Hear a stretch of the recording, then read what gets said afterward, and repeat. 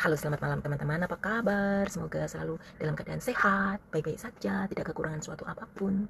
Oke, malam ini kita akan lanjutkan lagi ya pembacaan kita mengenai Kitab Mormon. Satu kesaksian lagi tentang Yesus Kristus. Saya suka banget sama Kitab Mormon.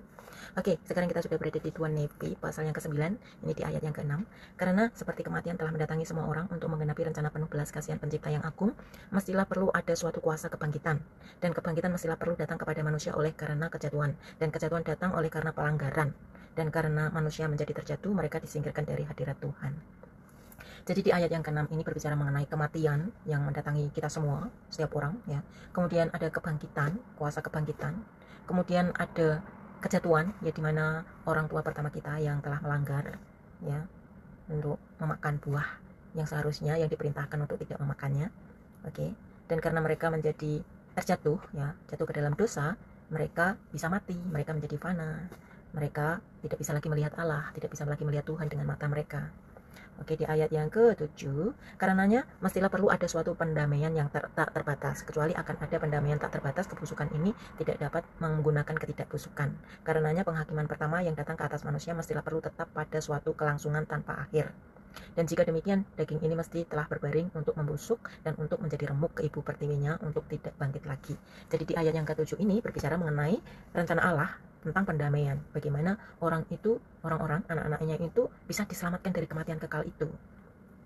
Oke, di ayat yang ke-8, kebijaksanaan Allah, belas kasihan dan kasih karunia-Nya. Karena lihatlah, jika daging tidak akan bangkit lagi, roh kita mesti menjadi tunduk kepada malaikat itu yang jatuh dari hadapan hadirat Allah yang kekal dan menjadi iblis untuk tidak bangkit lagi.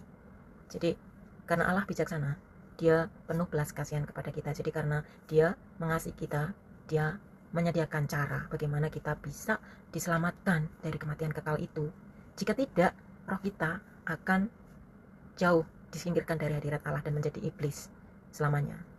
Oke, di ayat yang ke-9, dan roh kita mesti telah menjadi seperti dia, iblis. Dan kita menjadi iblis, malaikat bagi seorang iblis untuk dikucilkan dari hadirat Allah kita dan untuk tetap tinggal bersama bapa kedustaan. Jadi iblis itu adalah bapa kedustaan yang telah membujuk orang tua pertama kita untuk melanggar perintah Allah dari hadirat Allah. Oke. Dan dalam keketiran seperti dirinya sendiri.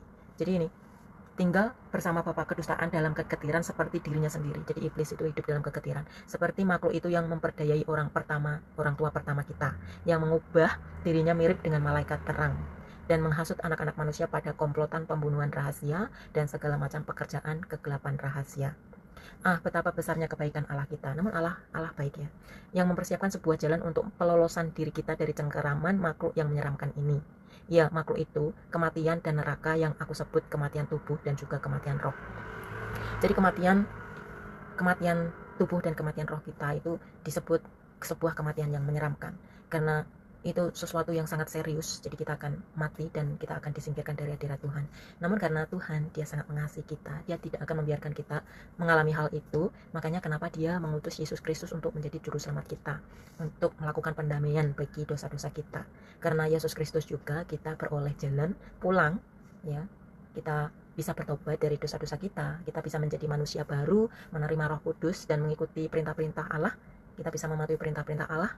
Kita bisa mendengarkan Roh Kudus yang membimbing kita setiap hari untuk melakukan kebenaran, hal-hal yang menyenangkan bagi Allah.